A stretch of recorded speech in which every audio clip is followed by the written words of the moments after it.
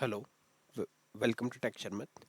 आज के सेशन में हम पाइथन का एक और फंक्शन कवर कर रहे हैं जो है acos। acos फंक्शन क्या होता है? ये हमारे को जब भी किसी इनपुट रेडियन के लिए आर्क कोसाइन वैल्यू को कैलकुलेट करना हो, या फिर आप कह सकते हो रिवर्स कोसाइन का वैल्यू कैलकुलेट करना हो, तो उस केस में हम यूज़ करते हैं acos मेथड का। ठीक है, तो इसके भी कुछ रूल्स उसी तरह हैं जैसे हमारे असाइन फंक्शन के थे कि यहाँ पे भी आपको रेंज जो रखनी है वो -1 से 1 तक की ही रेंज रखनी है। ठीक है, अब हम देखते हैं कि इसको कैसे यूज़ करना है। तो यूज़ करने के लिए सबसे पहले तो आपको इंपोर्ट करना होगा मैथ मॉड्यूल को। यहाँ पे मैंने मैथ मॉड्यूल को इंपोर्ट कर लिया। उसके बाद में हम फंक्शन का यूज़ कर रहे हैं, तो सिंटैक्स बहुत ही सेम है। यहाँ पे आपको लिखना है मैथ डॉट अकॉस, और यहाँ पे मैंने वैल्यू पास करी 0.5।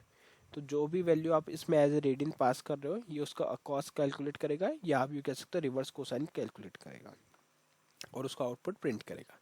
तो आउटपुट चेक करने के लिए मैं टर्मिनल पे लिखता हूँ पाइथन सेशन 75.py और एंटर किया।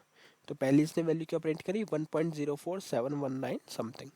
ठीक है, तो इस तरह से आप अकॉस वैल्यू निकाल सकते हो।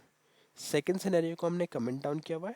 थर्ड सिनेरियो में सेम सिंटेक्स हम फॉलो कर रहे हैं, जस्ट यहाँ पे हमने वैल्यू जो पास करी है वो की है -0.5। तो अभी हम क्या कर रहे हैं, नेगेटिव अकॉस निकाल रहे हैं इसका।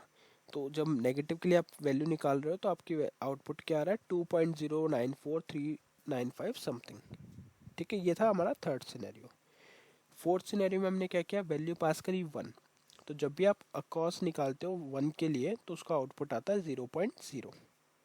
ठीक है, फिफ्थ सिनेरियो को हमने कमेंट डाउन किया हुआ है, जिसको हम बाद में डिस्कस करेंगे कि रीज़न क्या है कमेंट करने का। और सिक्स सिनेरियो में हमने वैल्यू पास करी है मैथ डॉट अकॉस, और उसकी वैल्यू क्या पास करी है 0.866। तो जब 0.866 वैल्यू के लिए आप कैलकुलेट करते हो तो आपका आउटपुट आता है 0.5236 समथिंग। अभी तक जो भी सिनेरियोज हमने कवर किए उसमें हमने डायरेक्ट वैल्यू पास की है, बट जब आपको किसी वेरिएबल के थ्रू वैल्यू पास करनी है तो आप कुछ इस तरह से यूज़ करोगे। आपको लिखना है x equals to 0.3, result equals to math dot acos, और यहाँ पे मैंने x पास किया। तो जब इसकी वैल्यू कैलकुलेट होगी तो वो अकॉस आएगा 0.3 का, क्योंकि वो रेफर कहाँ से हो रहा है, वेरिएबल से। अगर आप इस पर माउस को लेके जाओगे तो क्या कह रहा है, आर्क आर्क कोसाइन। ठीक है, अब हम इसको करते हैं, इसका आउटपुट क्या आ रहा है 1.26618 समथिंग। ठीक है, तो ये था वो सिनेरियो जो हमने नॉन कमेंटेड रखे थे। अब जो कमेंटेड है उसका रीज़न वही है कि अगर मैं इसको अनकमेंट करता हूँ तो यहाँ पे हमारे को एक एरर मिलेगा। उसका रीज़न है कि हमने यहाँ पे जो वैल्यू पास करी है वो हमारे कंडीशन को फुलफिल नहीं करती। वैल्यू क्या, एरर क्या आ रहा है, math domain error, line number 15 पे। तो रीज़न ये है कि हमने -1 से 1 की रेंज में वैल्यू को पास नहीं किया। हमारी इनपुट वैल्यू है 1.5 जो एरर रिटर्न कर रही है। ठीक है, तो ये एग्जांपल जस्ट आपको बताने के लिए था कि आपको जो भी वैल्यू पास करनी है वो ऐसी वैल्यू पास करनी है जो -1 और 1 के बीच में।